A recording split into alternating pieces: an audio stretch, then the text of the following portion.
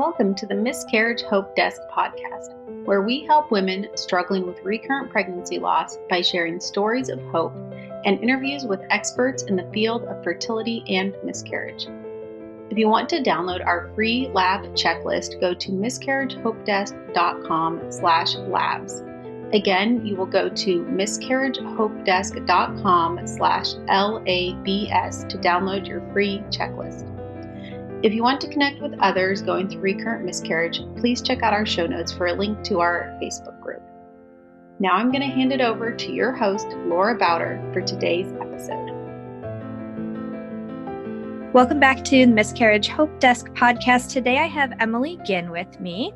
And Emily is a life coach for women who are considering, seeking, or undergoing fertility treatment. So she has a background as a social worker as well. Emily, thank you so much for being here today. I'm so excited. Thank you for having me. Yeah, I'm really excited to chat with you about your different experiences and your expertise. But first, I really want to give you a chance to just introduce yourself to us and tell us a little bit about you. Yes, thank you so much. So I have been on a journey of infertility that's lasted about 8 years. I've had primary and secondary infertility. We first started trying to have kiddos in the summer of 2012. And after about a year and becoming a basket case later, we discovered some female and male factor infertilities. So I had a couple of surgeries and I had my left ovary and my left tube removed. Wow. And then just like one cycle later, we actually spontaneously got pregnant with our oldest. We were not expecting it. We were actually working through the process of, we were about to schedule our first IUI when we became pregnant. Wow. So it was a surprise, kind of. It was, it was a very welcome surprise, but it was certainly, we had already been told we had, with my husband's sperm issues, he has motility issues. So his guys are kind of just standing around looking at each other. And so we were pretty sure we had less than 1% chance of getting pregnant spontaneously. Wow. I know, he's been a fighter since day one, my little guy. So yeah, we were so blessed. And then when he was about a year old, we decided we wanted to try again. And then another year and 4 failed IUIs, we decided to go through IVF. Okay. Which is, if anyone's experienced it or is anyone who experienced it, it's quite the marathon. Yeah. Not a sprint by any stretch of the imagination. But it was the first round of IVF we went through. We got 2 male embryos, and our first transfer resulted in our 3-year-old. He actually just turned 3, so that's very exciting. Yeah. My feisty little guy. And then we actually recently, within the last couple of months, tried our second transfer, which was unfortunately a failed transfer. So we've kind of run the gamut on a lot of different things. Yeah.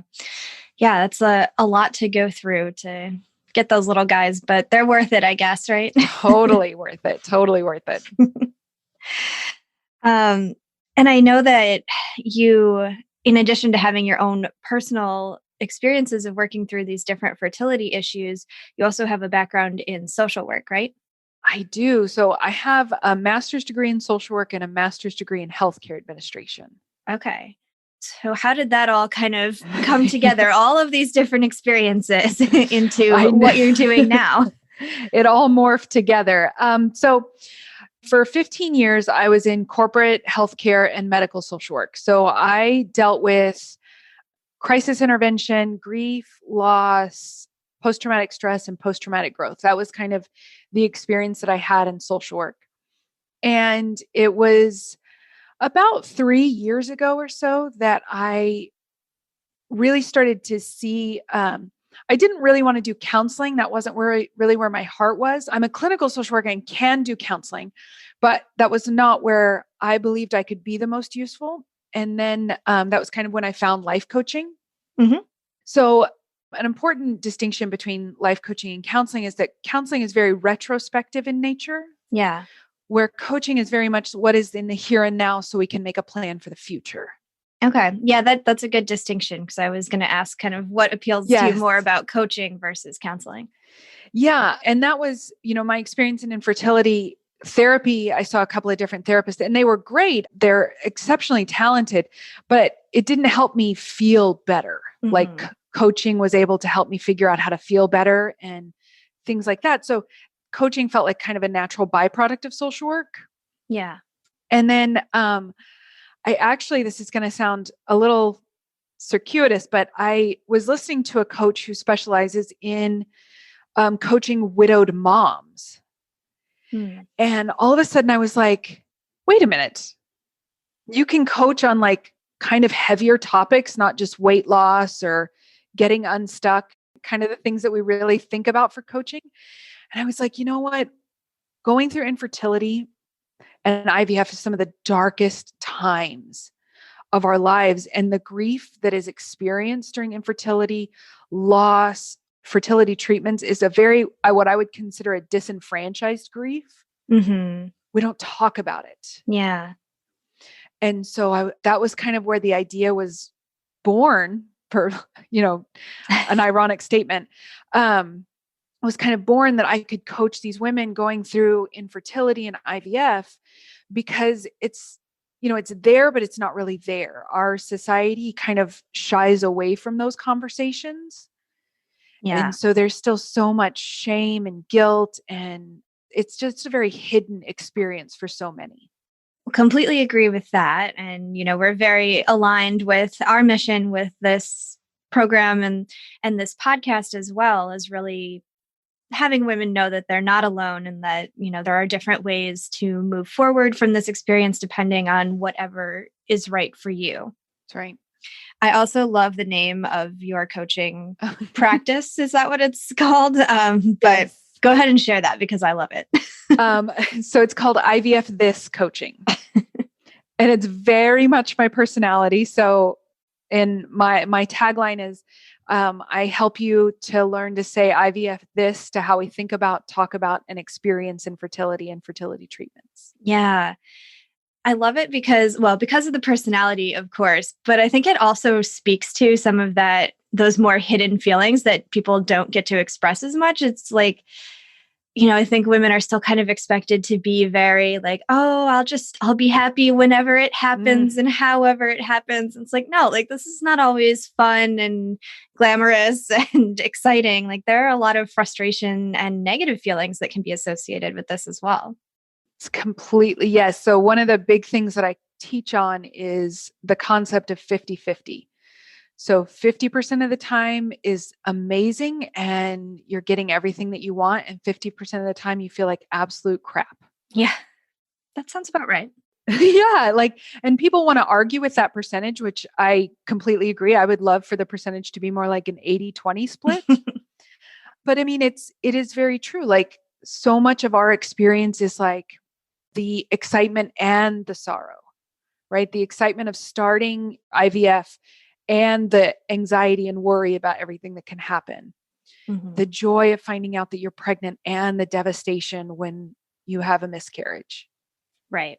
Right. It's such a 50-50 experience in life. Yes. I think that's such a good point. And with our audience specifically being women who have experienced recurrent pregnancy loss, that's exactly what pregnancy is like, after you've had a loss. It's both sides of the coin every time you get a positive test after that. So much so. So I think like the grief with the sorrow is a really good kind of juxtaposition for that. And I know one of the topics that we were going to talk about is kind of some of these myths that surround grief in our society. So if we want to jump into that a little bit, I would love to hear your thoughts on that. Oh, yes. So grief is, it sounds very interesting to say, but grief is one of my favorite things to talk about just because it is a normal part of our life experience. If you are alive, you will experience grief at some point. Sure. Yeah. Unfortunately, the way our society and culture treat grief, it has actually created more suffering for people. So, there are a lot of myths about grief, but I wanted to focus on 3 in particular. Okay. So the first one is like it's not linear. Yeah. We have been kind of conditioned to believe in the 5 stages of grieving, which Elizabeth Kubler-Ross, if you've ever heard of the 5 stages of grief, depression, bargaining, acceptance, all of that, then you're familiar with Elizabeth Kubler-Ross.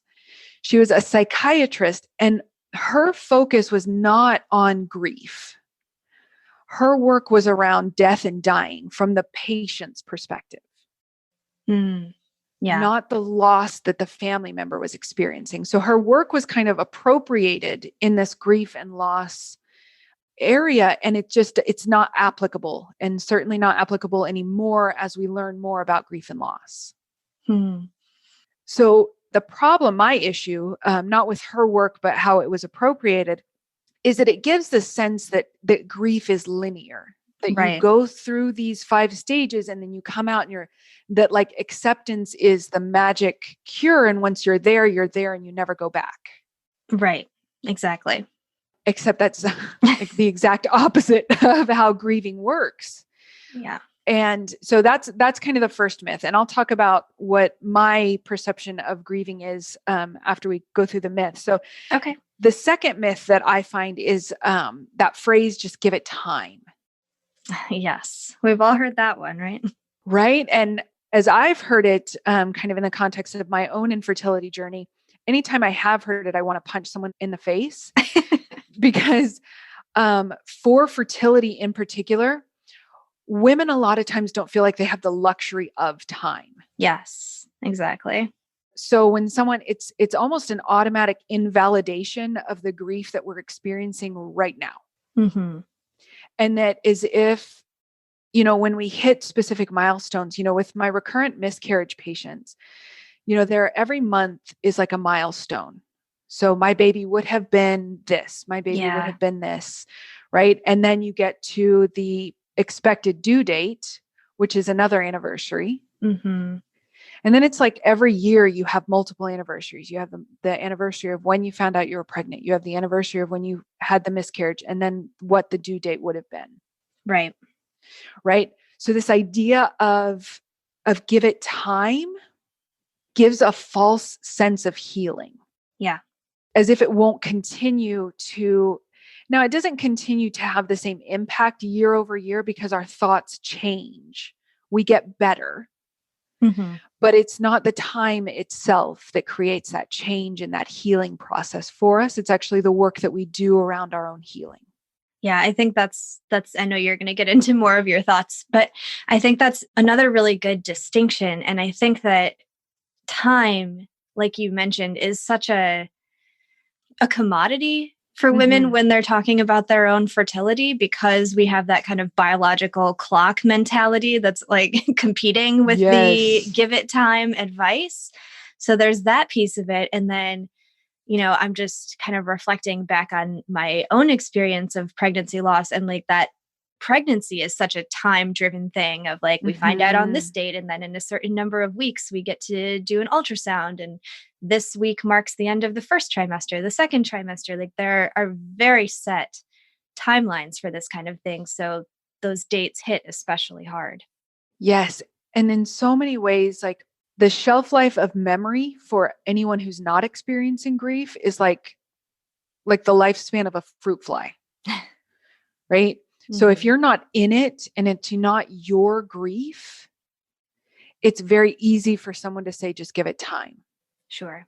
It's not, I don't believe it's an intentionally dismissive thing. I don't believe there's any malice to anyone who's saying that to you. But I think it's important to remember that they're honestly trying to make themselves feel better. They're seeing someone that they love and care about grieving, and it's uncomfortable for them. And so that's almost a way to mitigate their own discomfort by offering something that they think could be helpful. Maybe it's helpful for you to think time is what's going to heal you. Yeah. And the last kind of myth of grief that is really like I think is the most aligned that you and I could ever have is this idea that we grieve alone. I'm a child of the 80s and 90s, and there was still a lot of talk about, we laugh with people and we cry alone. Yeah. And I think that's very pervasive in our society. And when you add on, for Americans in particular, we still have a pretty prude society. And so ideas of sex and reproduction, miscarriage, anything like that is still kind of viewed as a private matter. Yeah. And so when you have that coupled with like a loss so significant for a couple, it almost lends itself to being even that much more driven by shame because we don't need to talk about it, right? It's a private thing. It's for you and your husband or you and your partner to share, not for public consumption, which is kind of what we've been taught. And that literally, I don't know if you guys are familiar with the work of Brene Brown. She's a social worker as well. So she's kind of like, she has my heart already. Mm-hmm. But yes. she does exceptional work in the field of shame. Yeah. And, she talks about the shame gremlins and how the shame gremlins just kind of feed off of staying in the dark. Mm. And so one of the big focuses of my work is you getting to decide how you want to experience your grief and empowering my clients through that process instead of just defaulting to what society or culture tells us we should be grieving. Yeah, I think thinking of it that way is definitely like kind of an interesting perspective on it, because when I have a lot of these conversations, even for this podcast, and listen to other women's stories and then think about my own, there is definitely that idea that if I wasn't past 12 weeks or for whatever reason I didn't announce this pregnancy, then I also can't tell anybody that I experienced a miscarriage because I didn't tell anybody I was pregnant. And so there's a lot around, again, timing, that timeline of when it's acceptable to talk about it, when it's acceptable to grieve openly. So I think taking back that power is really important for healing. Yes. I mean, so I talk a lot about pain versus suffering. Mm-hmm.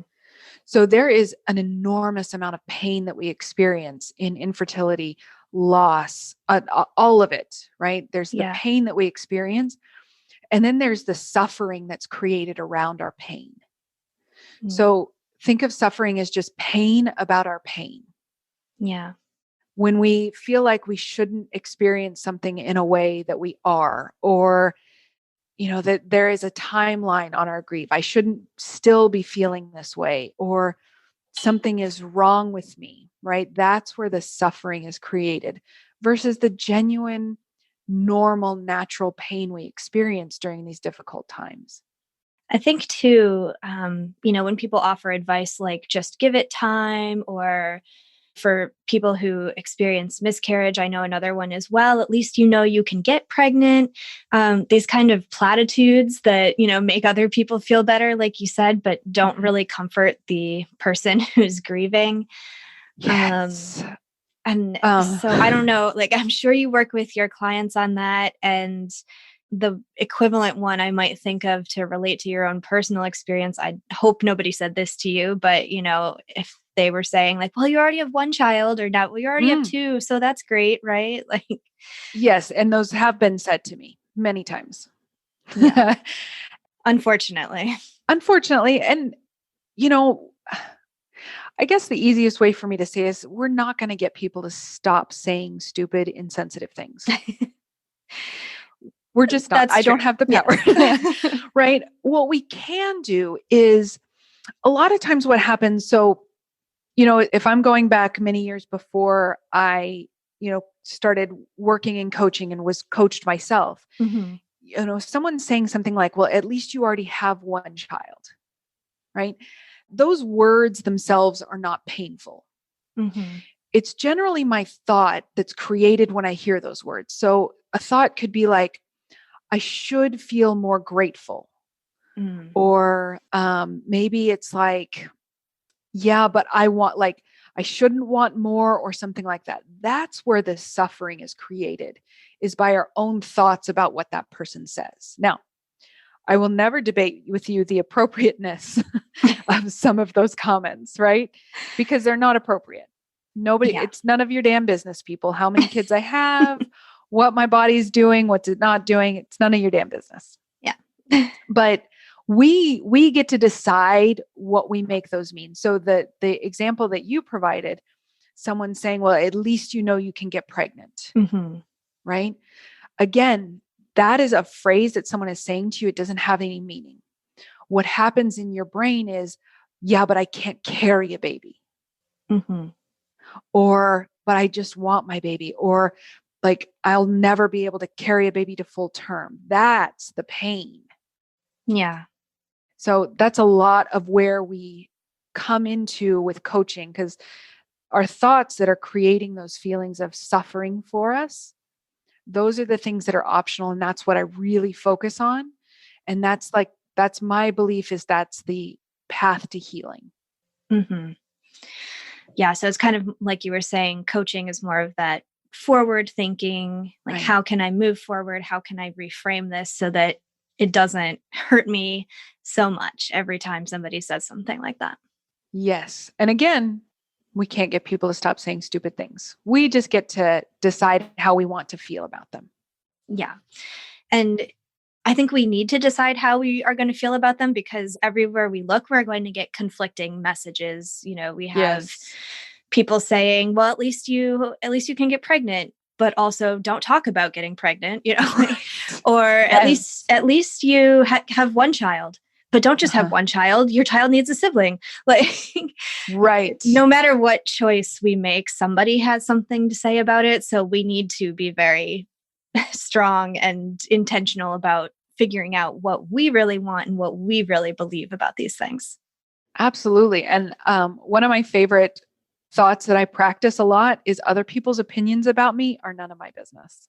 When we had our failed transfer, there were people who would say, like you mentioned, at least you have 2 kids. Yeah. Or, you really don't want 3, because then someone's always left out. Right. And that's their opinion. Right.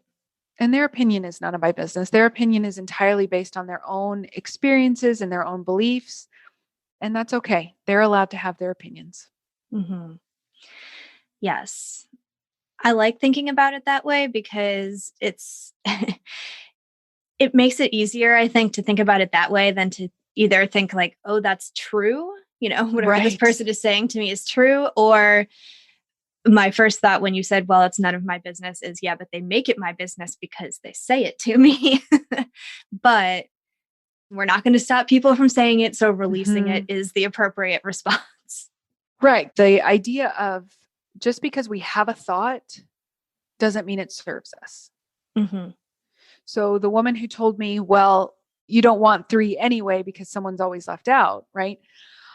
Full disclosure, even as talented as a coach as I am, I was so pissed when she said that, right? Well, it's easier to tell other people what to do. Totally is. It's so much easier to see it in other people than me. Sure. But no, I did experience, it wasn't like I automatically was like, oh, I'm going to let this go. Right. I had the knee-jerk reaction, like, how dare you say that to me?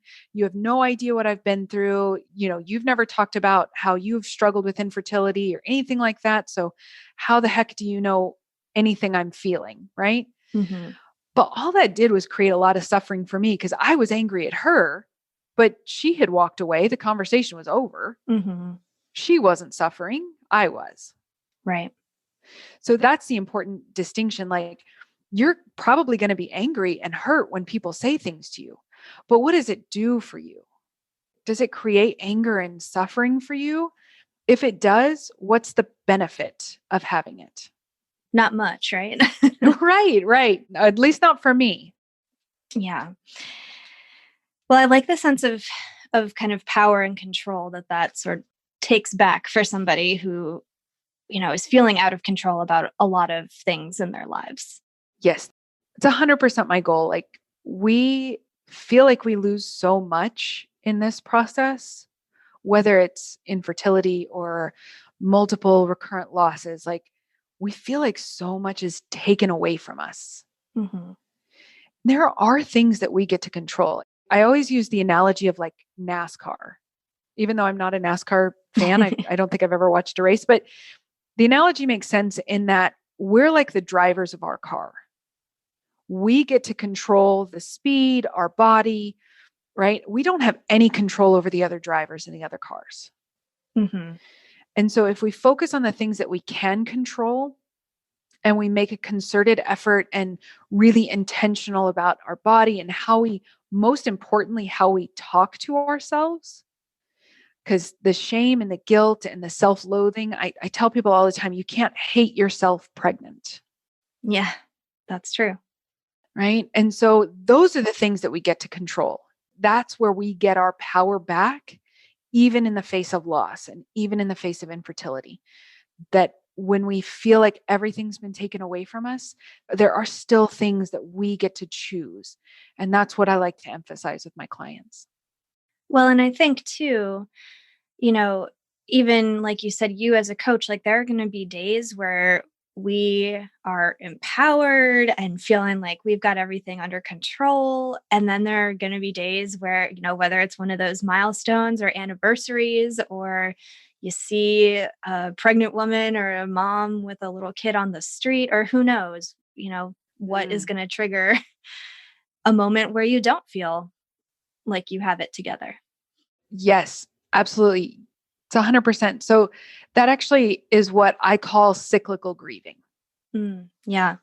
So cyclical grieving is, it was kind of identified in the context of children on the autism spectrum, like a family going through the cyclical grieving process during their own milestones. But I've kind of appropriated it in my own way for this purpose. So if you think about cyclical grieving, it's a circle that we experience. So there's the first step is like the grief-provoking circumstance. So whether it's an anniversary or someone making an idiotic comment or a lab result or someone having a birth or pregnancy announcement, right? Mm-hmm. So that happens, and then we have that grief response. And then we couple that with our thoughts about it. So if you see someone with a birth or pregnancy announcement, maybe your thought is like, but I'm never going to get that. Or maybe it's the anniversary of your miscarriage or the anniversary of your due date. And the thought is, this shouldn't have happened. It shouldn't have happened this way. It's not fair or something like that, right? Right. When we have those thoughts, our thoughts create our feelings. So if that's my thought that it shouldn't have happened, then I might feel like anger or resentment or jealousy. And that's the emotional reaction we get from our thoughts. And then at some point, because we get better, our emotional healing / coping skills kick in. So whether that's mindfulness, self-soothing, distraction, opposite emotional reactions, generating emotional awareness, counseling, whatever that looks like, that's the kind of the last part. And then once those coping skills kick in, you get back into the cycle of normalcy until another grief-provoking event happens. Mm-hmm. And then you just kind of go through that. And that's why that first grief myth of it being a linear process is so infuriating to me, because this cyclical grieving occurs for us. It can occur multiple times a day if your trauma is still very fresh. Mm-hmm. Yeah. And then as we go along through our emotional healing and our coping skills, not just time, then, the grief-provoking circumstance doesn't hit us quite so hard. It's not quite as traumatic. And the cycle, it almost spreads out a little bit more rather than being so close together. Yeah. I think that is a good way to conceptualize it. It definitely makes much more sense, and I think is more true to people's experience than a linear process. And I think it's something that is more accepted with other kinds of loss. If you lose a parent, a spouse, a child, of who had been born into the world, Right. People feel differently about those kinds of losses as far as watching somebody else go through it. But I think with infertility and with miscarriage, that's a loss that's supposed to have an end point in a lot of people's minds. Absolutely. It's a very invisible experience if you're not in it. Mm-hmm. And I think that's probably the biggest tragedy that we do to our women Mm-hmm.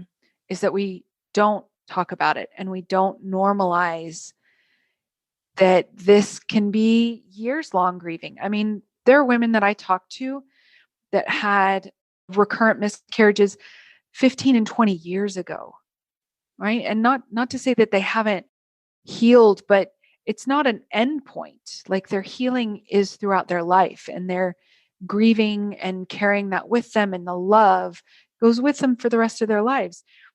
There is no set milestones or expectations for how you handle or process your grief. It's your grief. You get to do it. You get to decide is probably, I think, not shouting that from the rooftops is the biggest disservice that we do to our women.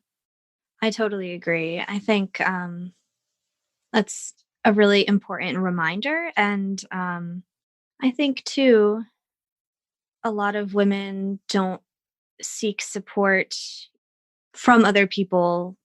Mm-hmm. Obviously, their partner is aware most of the time. But I think it goes both ways. I think, some people will prefer to process that without support. But I think based on a lot of the things that we've been talking about in this conversation, there are a lot of reasons why women don't feel like they can reach out when they're experiencing this. Yeah. And I think I always believe that the messages that women receive, like we are supposed to be the keeper of all things. Yes. And so grieving kind of flies in the face of that because grieving takes time. It takes effort. And if we have to be all things to all people, then it's almost as if we can't afford to grieve. That's true. It is time consuming and it's energy consuming. Yes, very much so. And it should be. That is part of the process. And allowing ourselves to experience that grief and not, avoid it or resist it, that recognizing it's the most normal human experience that someone can have when they've experienced love. Mm-hmm. I love to remind my clients that if you don't experience grief, then it probably means you could be a sociopath because they're really the only ones that don't. So it's very normal and very natural. Yeah, it's definitely like humanizing is the word that comes to mind, but it's just, I think it can be a reminder to people who are generally very like in control, on top of things, go, go, go, that there is this other side to our emotional experience. And a lot of people are uncomfortable with that or unfamiliar with it, and don't know how to fit it into kind of our busy lives that we've created. Yes. Yes. I always, one of my favorite phrases is your grief will wait for you. That is true. It's almost as if you're trying to shove a beach ball underwater. It doesn't matter how hard you try and it doesn't matter how strong you are. Eventually the ball is going to come and smack you in the face. Yeah. No, that's exactly right. And a good visual as well. So if we have, women who are listening and maybe trying very, very hard to shove that beach ball under the water, like what would be your actionable piece of advice that they could take away from listening to this episode? So one of the most important things that I think that every person should do, just regardless, is take pen to paper and get your thoughts out of your head. Mm-hmm. You can call them journaling. Sometimes I call them thought downloads, like almost like a computer downloading a file. Yeah. The reason is because we get about 50 to 60,000 thoughts a day. And that takes up a lot of real estate. Yeah. And if we don't get the thoughts out, they become bigger and bigger and bigger in our brain. And so the ability to take them out of your brain, just to literally just dump it out and see them. A lot of my clients' thoughts are like, I'm not good enough. I'm not worthy enough. things like that, which is complete garbage. They're just garbage thoughts. Mm-hmm. But we believe them. That's the problem. And we believe them because we don't take them out of our head to really examine them like a curious watcher would. Mm. So that's my number one. And then the second, probably almost as important, is be on the lookout for yourself, your thoughts about shoulds. Like anytime you're shoulding on yourself, you're creating suffering. Yeah. So if you have a thought like, I can use an example from one of my clients recently. I should have stopped drinking coffee because if I had done that, I might not have lost the baby. Right? Yeah. All that was doing for her, right? We have no idea why she lost the baby. Yeah. All that thought was doing was placing blame on herself for something she had no control over. Yeah. So when we feed the blame, shame cycle, it's as if it becomes like this shroud that we wear all the time. And it's not necessary, right? We don't have to blame ourselves. Like it's easy to blame ourselves. I'm not going to say it's not. It's easy to blame ourselves because our brain naturally looks for things to blame. Right. But it's completely optional. So that being on the lookout for those shoulds, because shoulds are like an automatic recipe for suffering. Yeah. The should leads to the shame, leads to the suffering. Yeah. I think that's great advice. And I think it's another kind of humanizing aspect because our brains, like you said, are looking for explanations. Mm-hmm. And it's extremely frustrating when there isn't one. Yes. Or at least not one that we'll either ever know about or not one that we can control. So it's being able to take control of those thoughts, or it's understanding how you can cope with those thoughts that is ultimately going to lead you out of that cycle. Absolutely. Absolutely. Well, I love all of that. I think that gives people a lot to think about. And I was wondering, are there any links or anything that you can share with the audience so that they can follow up and connect with you online? Yes, they can follow me on Facebook or Instagram at IVF This Coaching. They can reach me via email at hello@ivfthiscoaching.com. And then my website is ivfthiscoaching.com. So ivfthiscoaching.com. Great. And all of those links will be in the show notes as well. Emily, thank you so much for coming on and having this conversation with me today. I really appreciate it. No, thank you so much, Laura. Have a beautiful day. Thank you. Thank you for joining us today. And don't forget to check out our show notes for details on joining our Facebook group and for following along on Instagram. If you would like a free recurrent pregnancy loss lab checklist, go to miscarriagehopedesk.com/labs. Again, that's miscarriagehopedesk.com/LABS to get your free downloadable checklist. And for even more resources, visit the Miscarriage Hope Desk website, where we have stories of hope plus an entire library of evidence-based research articles related to fertility and miscarriage. If you enjoyed this episode, I would so appreciate it if you rate, reviewed, and subscribed to the Miscarriage Hope Desk podcast. Your ratings and reviews will help others to find us. I want to wrap up by saying that if you are going through a miscarriage, my heart goes out to you, and as difficult as your experience may be, I want you to know that you are not alone and that you will find a path forward.